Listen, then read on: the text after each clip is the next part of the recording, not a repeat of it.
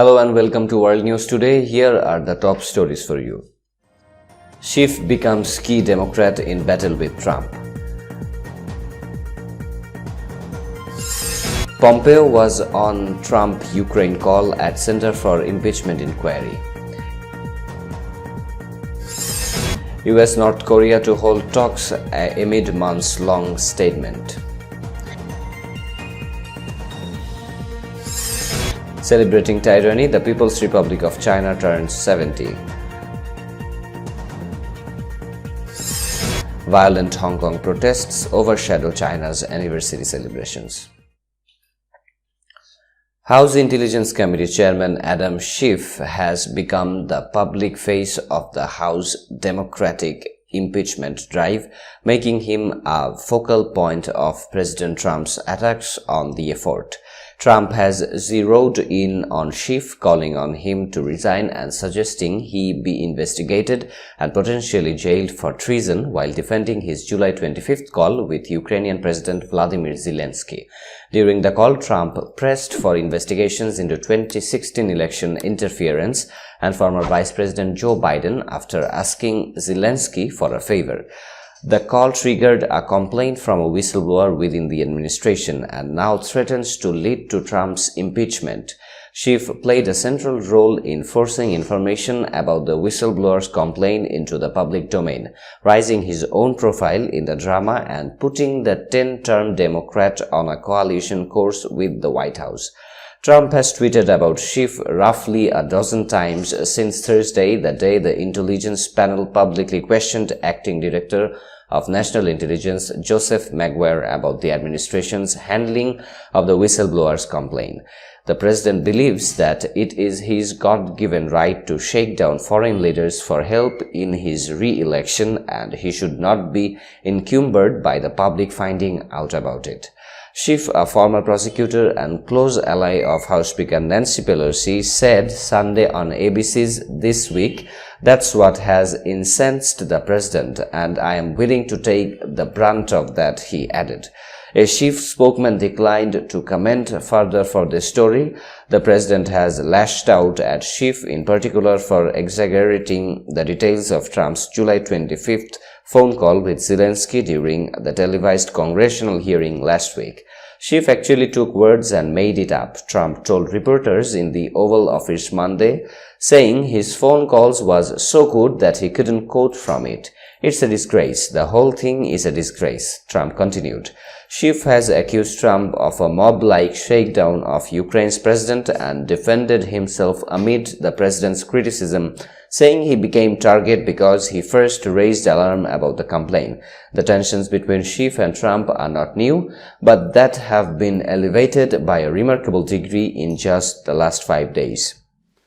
If our national security is jeopardized, if our country is left undefended, Secretary of State Mike Pompeo was on the July phone call where President Donald Trump asked his Ukrainian counterpart to investigate Joe Biden and his son, a senior State Department official told NBC News. The July 25 phone call between Trump and Ukrainian President Vladimir Zelensky and a related whistleblower complaint are now at the center of House Democrats' impeachment inquiry.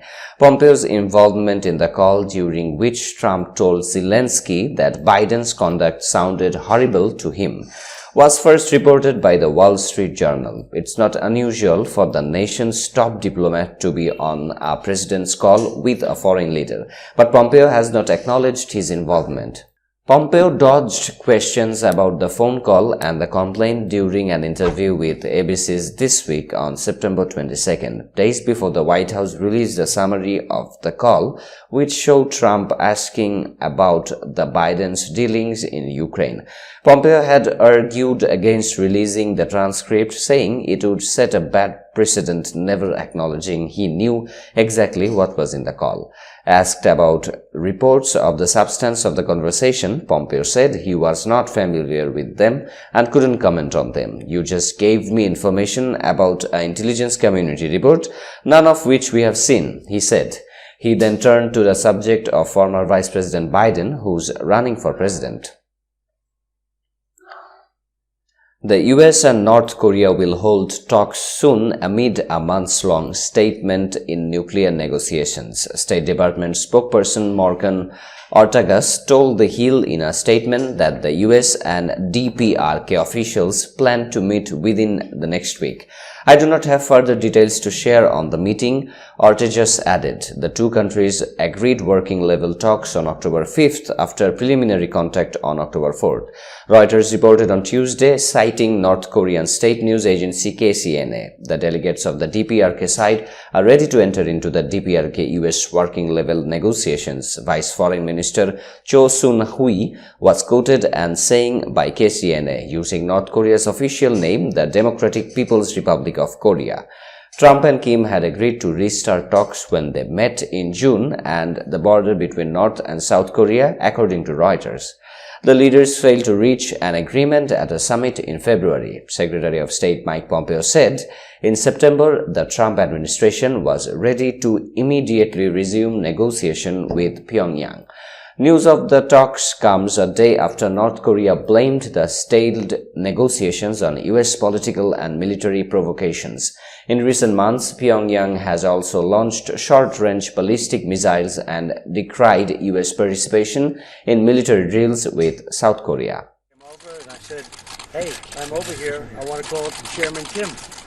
And we got to meet, and stepping across that line. Today marks the 17th birthday of the People's Republic of China, not a happy occasion for the people of China or the rest of the world. The lavish celebration conducted by Chinese Communist Party CCP cannot hide its record of failure. On this occasion, it is reasonable to ponder what the CCP's accomplishments might be, and the answer is that they created a dystopia. Their celebration then commemorates oppression and aggression against China's people and the global community. Communist China's leaders have been appalling. The founder and dominant leader, Mao Zedong, was a mass murderer who starved tens of millions of his people and nearly destroyed his country through his brutal policies and cult of personality. His successor, Deng Xiaoping, successfully suppressed the movement for democracy, but butchering student protests in Tiananmen Square in 1989, and later maneuvered China into the Western economic ecosystem with the encouragement and support of Western political and business leaders. The current ruler Xi Jinping idolizes Mao and considers himself the great helmsman's equal. He has founded the first cyber police state to control his citizens. The PRC is belligerent. Months after its founding, the PRC waged war against Tibet to conquer it.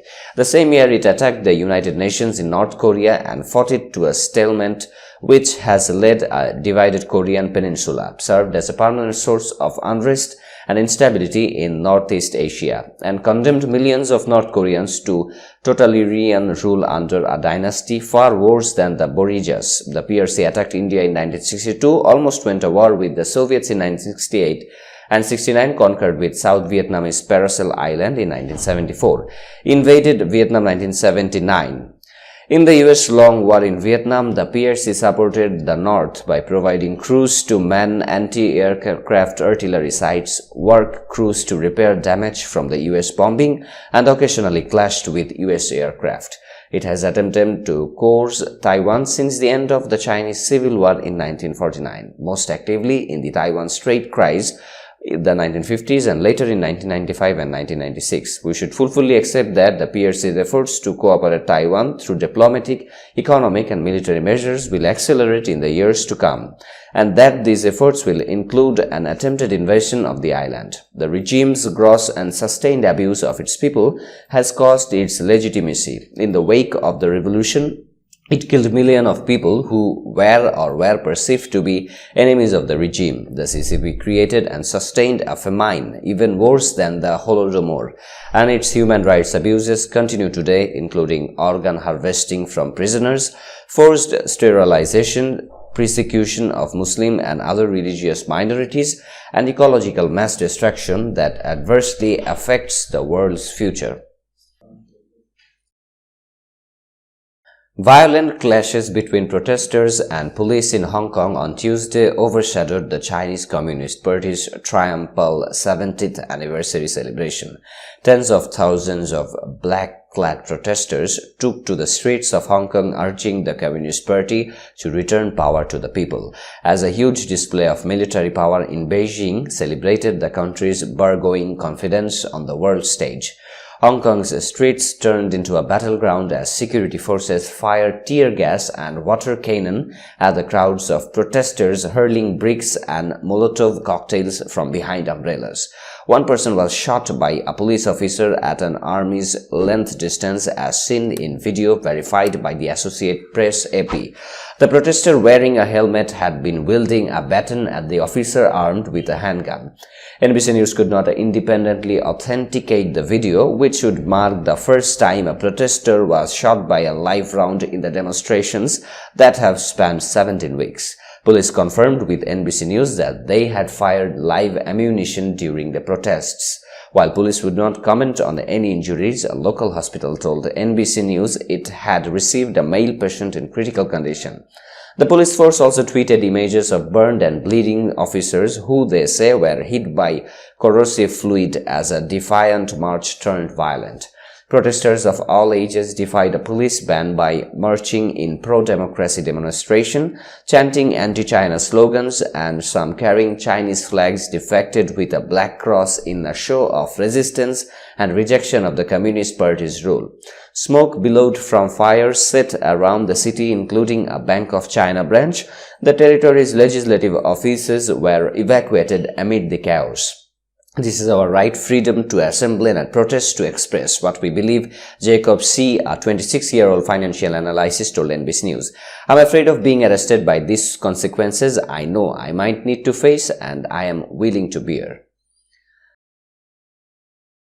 That's all from now. Hope you enjoyed our coverage. We'll see you later. Thank you very much.